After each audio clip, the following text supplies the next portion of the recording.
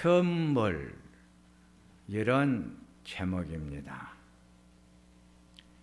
아가서 3장 6절을 보면 몰약과 유향과 여러 가지 향품으로 향내 풍기며 거친 들에서 오는 자가 누구냐. 몰약, 유향, 향품, 향내 풍기며 오는 자가 있다고 했습니다. 이사야 60장 6절을 보면 스바 사람들이 금과 유향을 가지고 와서 여호와께 찬송을 올리더라. 금과 유향을 가지고 와서 하나님을 향하여 찬송을 올리는 아름다운 모습을 말하고 있습니다. 시편 72편 10절에 다시스와 섬의 왕들이 조공을 바치며 스바와 시바 왕들이 예물을 드리더라. 이방의 왕들이 예수님께 예물을 드리며 복종하게 될 것이라는 예언대로 이방 사람인 동방 박사들이 별을 보고 찾아와 아기 예수님께 선물을 드리는 말씀이 오늘 본문의 말씀입니다. 동방 박사들이 아기 예수님께 세 가지 선물을 드립니다. 첫 번째의 선물은 황금입니다. 황금은 모세가 성막을 지을 때 사용을 했습니다. 출애굽기 25장 31절을 보면 성막이 나오는데 모든 성막을 만드는 재료들을 금으로 사용을 했습니다. 솔로몬이 성전을 건축할 때도 열왕기상 5장에서 7장을 보면 모든 성전을 금으로 쌓았습니다. 금은 이 세상에서 가장 귀한 것입니다. 동방 박사들은 가장 귀한 것을 첫 번째 선물로 드렸습니다. 우리도 가장 귀한 선물을 드려야 합니다. 창세기 22장을 보면 하나님이 아브라함에게 내 아들 내 독자 이삭을 모리아 산에서 제물로 드려라. 아브라함에게 이삭은 어떤 아들이었습니까? 100세에 얻은 가장 귀한 아들입니다. 아브라함은 이 100세에 얻은 가장 귀한 아들을 하나님 앞에 드리기 위해 아침 일찍 일어나 이삭을 데리고 모리아 산을 향해 갔다고 했습니다. 아브라함은 하나님의 요구에 즉시 순종했습니다. 우리도 예수님께 나의 가장 귀한 것을 선물로 드려야 합니다. 금에서 나는 찬란한 빛은 변하지를 않습니다. 변하지 않는 귀한 선물을 드려야 합니다. 변하지 않는 불변의 선물이 무엇이겠습니까? 주님을 믿고 사랑하는 믿음의 생활의 선물을 말합니다. 변함없는 믿음 생활의 선물을 하나님께 드려야 합니다. 환경과 상황에 따라 변하는 믿음이 아니고 모든 환경을 이겨내는 믿음의 생활, 이 선물을 하나님께 드려야 합니다. 초대교회 성도들은 말할 수 없는 환난과 핍박 속에서도 성도는 신앙을 지켰네. 찬송가의 가사처럼 어떤 상황, 환경이 우리를 힘들게 한다 할지라도 우리의 신앙, 우리의 믿음, 변하지 않는 불변의 믿음의 생활을 우리는 하나님께 선물로 드려야 합니다. 지금 코로나 때문에 여러 가지로 힘이 듭니다. 코로나 이런 질병 하나 때문에 내 신앙이 무너지고 내 믿음이 해이해져 갑니다. 환난, 핍박, 어려움이 오더라도 그 속에서 변하지 않는, 변함이 없는 우리의 믿음의 생활, 이것이 하나님 앞에 드릴 첫 번째의 선물 아니겠습니까? 두 번째는 유향입니다.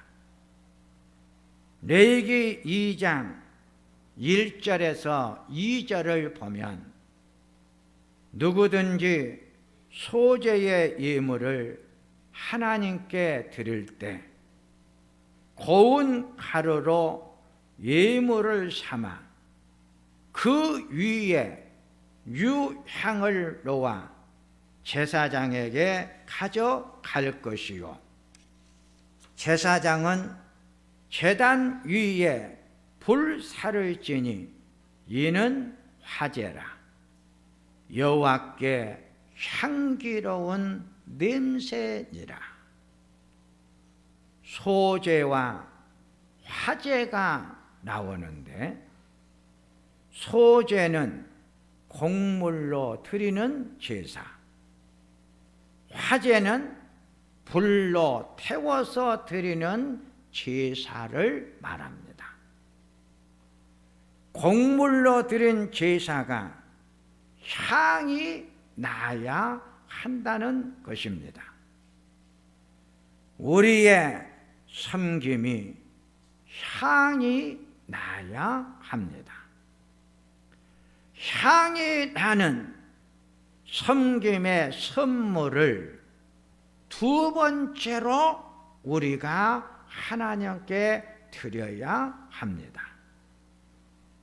고린도전서 12장은 은사의 장입니다.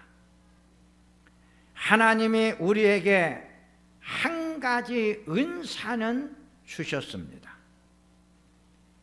주신 은사로 섬길 때 가장 아름다운 모습을 선물로 드려라. 이번 주 기록 공부를 제가 보니까 울릉도 성교 100주년 기념관 건축이 10년이 지나가도 완공이 안 되자 부모 없는 아동들을 돌보는 기관에서 보모 역할을 한 여 집사님이 1,000만 원을 건축위원장에게 송금을 했습니다. 이 보모 역할을 하는 여 집사님에게 1,000만 원이라는 돈은 얼마나 큰 돈인 줄을 압니다. 이 여 집사님이 선교 100주년 기념관이 완공이 되어지도록 힘들게 어렵게 직장 생활하면서 하나님 앞에 그 기념관 완공을 위해서 드린 헌금은 향이 나고 우리에게 감동을 주는 섬김의 선물인 것을 우리들이 보게 됩니다. 하나님 앞에 우리는 섬김의 생활을 할 때 이렇게 감동적인 섬김,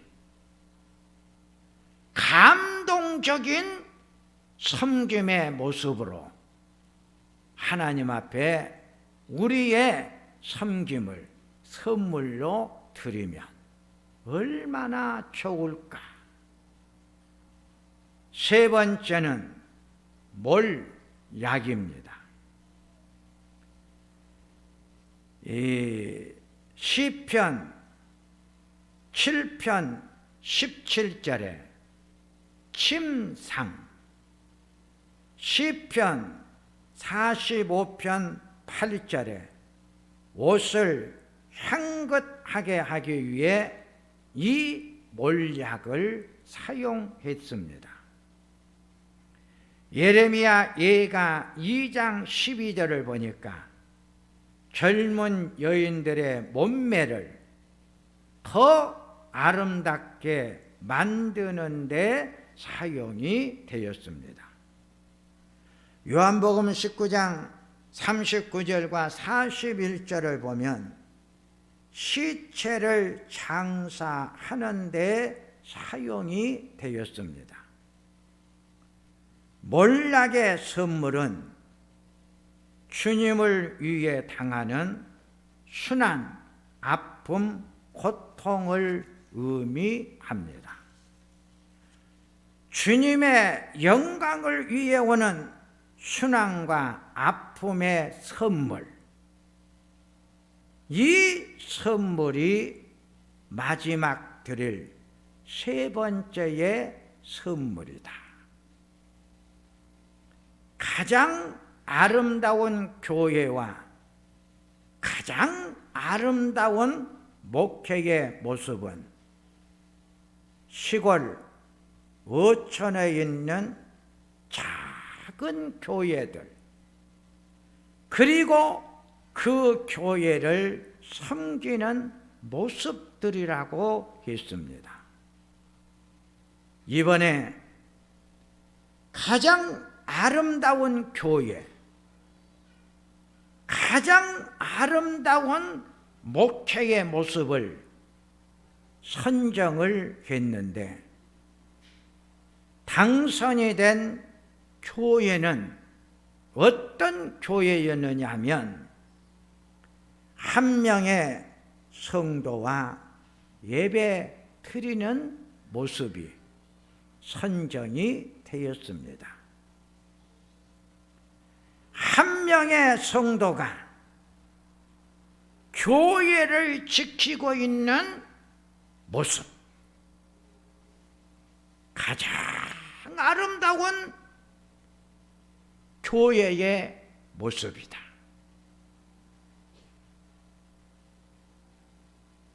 그 교회를 한 명의 성도, 그 한 명의 성도가 그 교회를 섬기고 지키고 있는 거예요. 한국 교회는 올해 가장 아름다운 교회의 모습으로 한 명의 성도가 무너져가는 성전을 지키는 그 모습이 가장 아름다운 교회의 모습으로 선정이 되었어요. 가장 아름다운 목회의 모습은 어촌에서 한 명의 성도를 놓고 설교하시는 목사님의 모습, 가장 아름다운 목회 사역의 모습은 한 명의 성도를 놓고 열심히 하나님의 말씀을 선포하는 목사님의 사역, 가장 아름다운 목회의 사역으로 선정이 되었어요. 그리스도의 남은 고난을 채워가는 한 명의 성도, 한 목자의 그 헌신과 섬김은 하나님께서 보실 때 가장 아름다운 섬김의 모습이 되었다는 거예요. 성경은 우리들에게 말합니다. 그리스도의 남은 고난을 채워 가십시오. 주님의 남은 고난을 내가 하나님 앞에 헌신, 섬김으로 주님의 고난을 완성시키는 헌신, 섬김. 가장 세 번째로 드려야 될 선물 아니겠습니까? 제가 이 교회에 와서 가장 기억에 남고 가장 잊혀지지 않았던 목회의 사역은 구촌 불악에 가서 할머니 세 분을 모아놓고 토란을 삶아서 주시기래. 내 생애 처음 삶은 토란을 먹어봤어요. 눈이 얼마나 많이 내렸는지 몰라요. 그 추운 겨울밤 구역 예배를 인도하기 위해서 저는 구촌 불악을 갔어요. 나옥순 권사님, 최분순 권사님, 참 귀한 권사님들이셨어요. 그분들에게 하나님의 말씀을 전하는데 할머니 권사님들이라 제가 모든 형식을 제외하고 할머니 두 분, 또 그 마을에 염집사님이 계셨어요. 세 분을 함께 방 안에서 대화를 나누는데 그 대화가 나에게는 설교였어요. 그 귀하신 권사님들이 우리 교회를 지켜주셨어요. 힘이 들었어요. 어떻게 진리의 말씀을 가르칠까 답답했어요. 그러나 그 귀하신 권사님들과 따뜻한 아랫목에 앉아 토란을 먹으면서 권사님들이 알아들을 수 있는 언어를 쭉 동원했어요. 그리고 그 귀한 권사님들을 방 안에서 저는 수년 동안 가르쳤어요. 그래서 우리 나우순 권사님이 새벽 4시만 되면 어김없이 종소리가 울려 퍼졌어요. 주님의 남은 고난,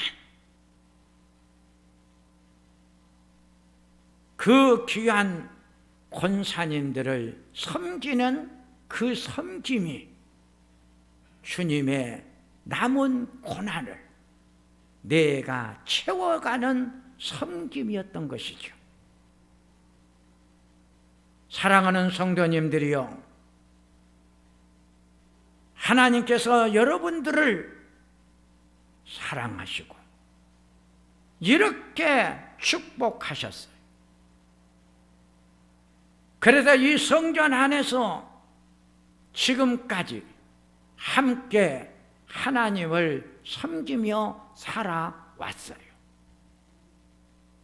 마지막 선물, 주님의 남은 고난을 내 육체적인 섬김으로 내가 완성시키고 채워나가는 귀한 선물을 드리는 우리 성도님들이 다 되시기를 축원합니다. 하나님 아버지, 동방 박사들은 3가지의 선물을 드렸습니다. 우리들도 이런 가장 귀한 것을 하나님 앞에 선물로 드리게 하여 주시고 우리의 섬김이 감동을 주는 선물이 되게 하여 주시고 주님의 남은 고난을 채워가는 선물을 드리는 우리의 선물이 되게 하소서. 예수님의 이름으로 기도하옵나이다. 아멘.